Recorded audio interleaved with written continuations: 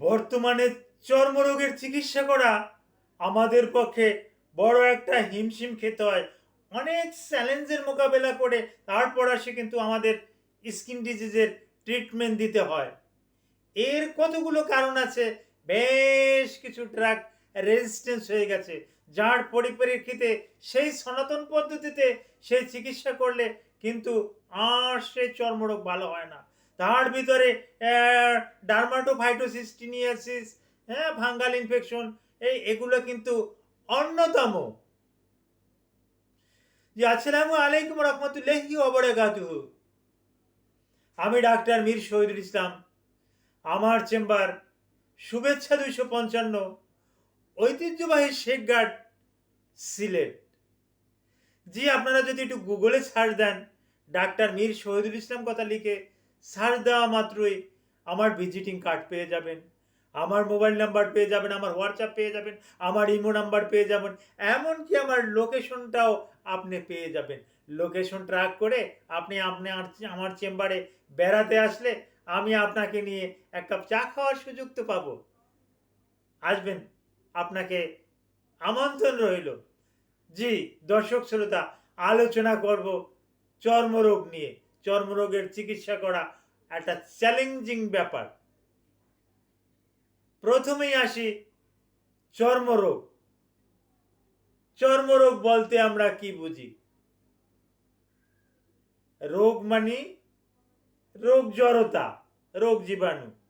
যখন এটা চর্মে হয়, চামড়ার উপরে হয়, তখন এটাকে বলি চর্মরোগ। এখন এই চামড়ার উপরে রোগীরা যখন চর্মরোগ নিয়ে যখন আমাদের কাছে প্রেজেন্টেশন করে, তখন কিন্তু আমরা শুধু ওই চামড়ার কথাই চিন্তা করি না। আমাদের কিন্তু চিকিৎসকদের তিনটা জিনিস কিন্তু মাথায় রাখতে হবে।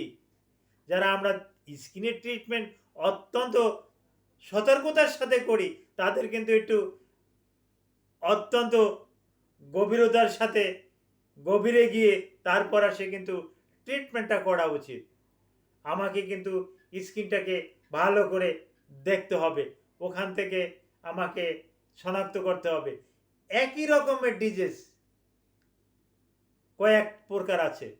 আপনি কি সোরিয়াসিস ডায়াগনোসিস করবেন, ডার্মাটোফাইটোসিস ডায়াগনোসিস করবেন, টিনিয়াসিস ডায়াগনোসিস করবেন, একজিমা একজিমা ডায়াগনোসিস করবেন? প্রায় তো সেম সেম। আপনি কোনটার ওষুধ দেবেন? এরকমের বর্তমানে অনেকেই ফার্মেসি থেকে গিয়ে ওষুধ কিনে খায়। এটাই তার জন্য কিন্তু সর্বনাশ, আর কিন্তু কারণ, কালের কারণ। আমাদের কাছে কিন্তু যখন রোগীরা আসে, আমরা তিনটি জিনিস অত্যন্ত গুরুত্বতার সাথে দেখি। বিশেষ করে স্কিনটাকে গুরুত্বতার সাথে দেখি, এর সাথে দেখি তার ব্লাডের কিছু পরীক্ষা নিরীক্ষা করে দেখি, আর সরাসরি কিছু মিউকাস মেমব্রেন আমরা দেখি। হয়তো অনেকেই জানেন না আবার মিউকাস মেমব্রেনটা আবার কি। মিউকাস মেমব্রেনটা বলতে এই মুখ গহ্বর, পেশাবের রাস্তা, পায়খানার রাস্তা ইত্যাদিগুলোকে কিন্তু আমরা মিউকাস মেমব্রেন বলে থাকি। এই মিউকাস মেমব্রেনও কিন্তু সরাসরি আমরা ফিজিক্যালভাবে এক্সামিন করি। এগুলো থেকেও কিন্তু আমরা সঠিক রোগটা কিন্তু শনাক্ত করতে পারি। এখন হ্যাঁ, এই ডার্মাল ডিজিজের সাথে মিউকাস মেমব্রেনের কিন্তু একটা গভীর একটা সম্পর্ক আছে, যার পরিপ্রেক্ষিতে অনেকেই আমাদের কাছে ফোন করে দেশের বাইরে থেকে বা এই থেকে, স্যার আপনাকে ছবি পাঠিয়ে দিছি, ছবিটা দেখে একটু দেন তো। হয়তো ছবিটা সে পুরোপুরি পাঠায়ও না, এই ফেজের এ পাশটায় আছে, এভাবে অর্ধেক করে পাঠিয়ে দিছে। তার বুকের যেখানে তার সমস্যাটা আছে, ওটা তো আর আমি দেখি নাই, দেখার কথাও না, আমাকে ছবিটা দেওয়ারও কথা না। কিন্তু সে তার নিজ থেকে একটা ছবি পাঠাইছে, সেখানে আসলে কিছুই নেই, কিন্তু সমস্যাটা তার উপরে। যার পরিপ্রেক্ষিতে অনেক ফার্মেসিওয়ালারা অনেক ফার্মাসিস্ট তারা কিন্তু দিদারসে কিন্তু অ্যান্টিফাঙ্গাল ট্রিটমেন্ট দিয়ে যাচ্ছে। আর অ্যান্টিফাঙ্গাল ট্রিটমেন্ট এই ভুলভাল দেওয়ার পরিপ্রেক্ষিতে এখন কিন্তু সেই সনাতন পদ্ধতিতে কাজ করছে না। এই বিষয়টা নিয়েও আলোচনা করব। আর এই কিডনিতে কিন্তু জটিল একটা সমস্যা তৈরি হয় যদি এই স্কিনে যদি বড় ধরনের কোনো সমস্যা থাকে এবং এটা যদি যথাসময় যদি সঠিক চিকিৎসক দিয়ে যদি সঠিকভাবে যদি এর চিকিৎসা না হয় তাহলে আপনি কিন্তু সিকিডিতে কিন্তু ভুগতে পারেন। তো এই রেনালের সাথে স্কিনের কিন্তু একটা ভালো একটা সাদৃশ্য আছে।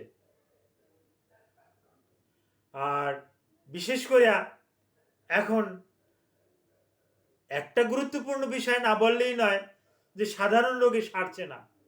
তার কারণটা কি? সাধারণ ঔষধে সারছে না, তার কারণটা কি? তার কতগুলো কারণ। রেজিস্ট্যান্স কেন হয়েছে?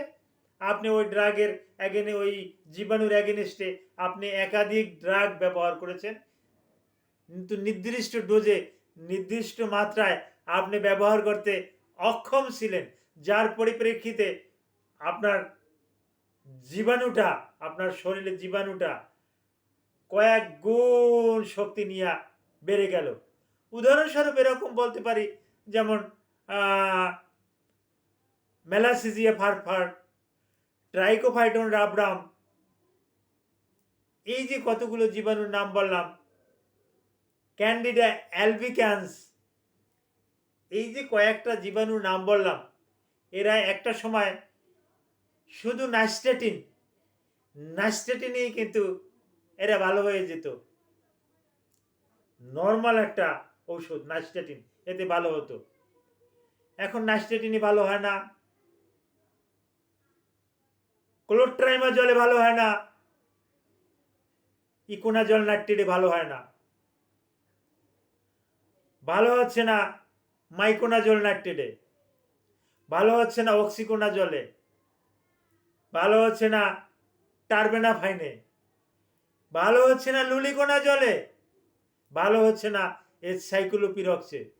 কোথায় যাবেন আপনি, কি করবেন? তখন আমরা অসহায় অবস্থায় রুগীকে ভালো করার জন্য, রুগীকে তো বাঁচিয়ে রাখতে হবে, তখন আমরা রুগীর সব কিছু বিবেচনা করে আমরা কিন্তু কম্বিনেশন ট্রিটমেন্ট দিয়ে থাকি। এরকম কম্বিনেশন কোনটা দেব? এটা ইট্রাকোনাজল দেব, না ফ্লুকোনাজল দেব, না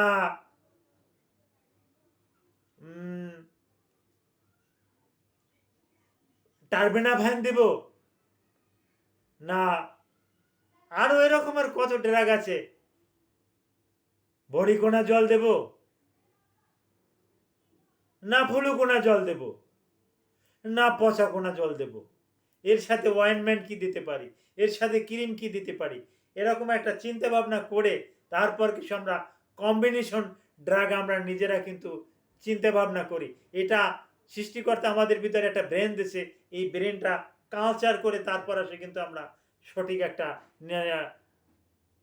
সিদ্ধান্তে উপনীত হই।